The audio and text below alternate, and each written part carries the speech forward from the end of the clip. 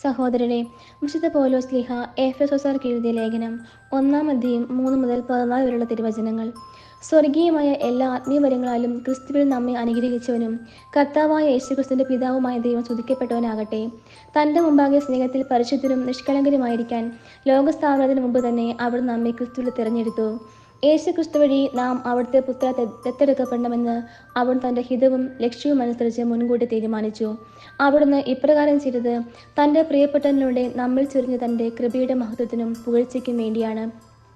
അവിടുത്തെ കൃപയുടെ സമൃദ്ധിക്കൊത്ത് നമുക്ക് ക്രിസ്തുവിൽ പാപമോചനവും അവന്റെ രക്തം വഴി രക്ഷയും കൈവന്നിരിക്കുന്നു.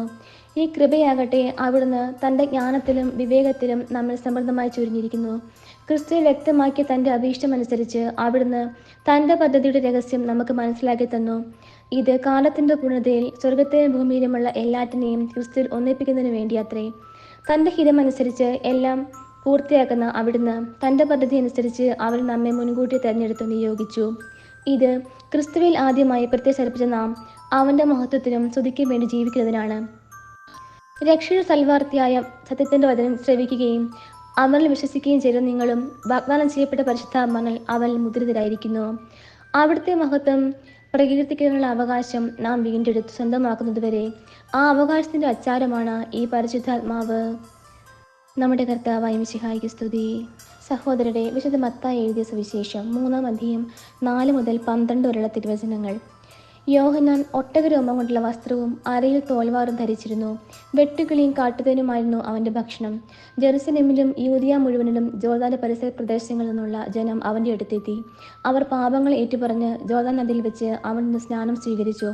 അനേകം ഫരിസേയരും സദുക്കായരും സ്നാനമേൽക്കാൻ വരുന്നത് കണ്ട് യോഹന്നാൻ അവരോട് പറഞ്ഞു, അണിൽ സന്തതികളെ, ആസന്നമായ ക്രോധത്തിൽ നിന്ന് ഓടിയകലാൻ നിങ്ങൾക്ക് മുന്നറിയിപ്പ് നൽകിയത് ആരാണ്?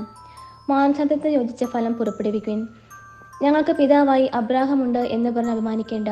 ഈ കല്ലുകളിൽ നിന്ന് അബ്രാഹത്തിന് സന്താനങ്ങളെ പുറപ്പെടുവിക്കാൻ ദൈവത്തിന് കഴിയുമെന്ന് ഞാൻ നിങ്ങളോട് പറയുന്നു. വൃക്ഷങ്ങളുടെ വേരിന് കോടാലി വെച്ച് കഴിഞ്ഞു. നല്ല ഫലം കായ്ക്കാത്ത വൃക്ഷങ്ങളെല്ലാം വെട്ടി തീയിലെറിയും. മാനസാന്തരത്തിനായി ഞാൻ ജലം കൊണ്ട് നിങ്ങളെ സ്നാനപ്പെടുത്തി.